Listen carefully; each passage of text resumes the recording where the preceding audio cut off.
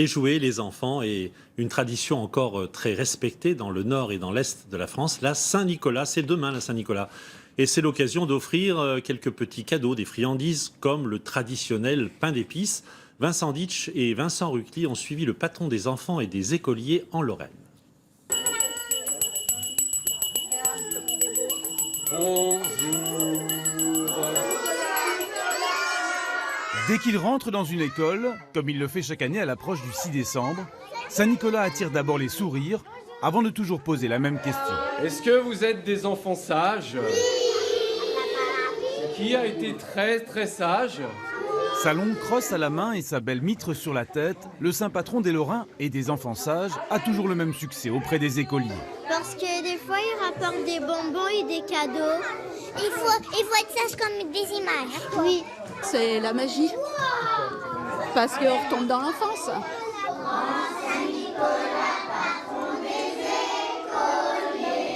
Un Saint-Nicolas toujours accueilli en chanson par les écoliers.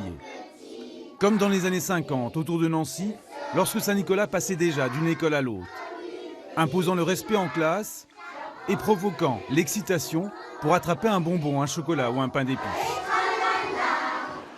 Des friandises de Saint-Nicolas qui garnissent toujours les vitrines des pâtissiers chocolatiers de Lorraine, comme ici à Rambervillers dans les Vosges.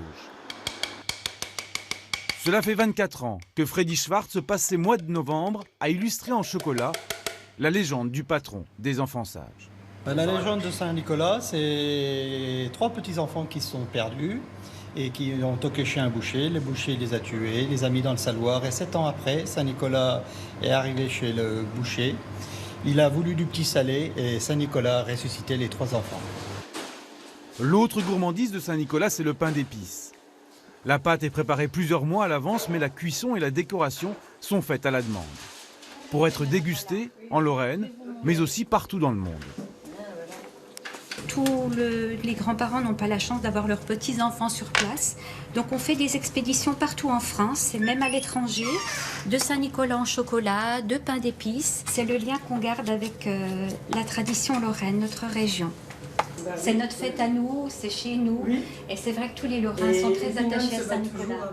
Ma fille, qui maintenant a 17 ans, a cru à Saint-Nicolas beaucoup plus longtemps qu'à Père Noël. Hein.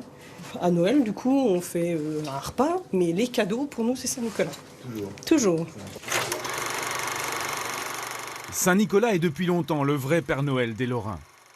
En témoignent tous ces films amateurs, parfois centenaires, qui montrent l'évêque de Myre dans toutes les situations, même les plus périlleuses.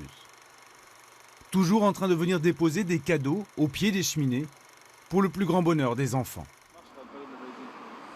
Un bonheur auquel les enfants d'aujourd'hui restent donc très attachés. À Saint-Nicolas-de-Port, au bureau de poste de Saint-Nicolas par exemple, ce sont toujours des centaines de lettres et de dessins qui arrivent à l'approche du 6 décembre. Et ça, c'est un gros dessin donc en 3 dimensions qui est réalisé par une classe de Sommervillers. On est en plein dans la tradition de Saint-Nicolas. Autre moment de tradition ce week-end, un peu partout en Lorraine et toujours aussi populaire, les défilés et processions en l'honneur de Saint-Nicolas, comme chaque année, depuis plus de 700 ans pour certains.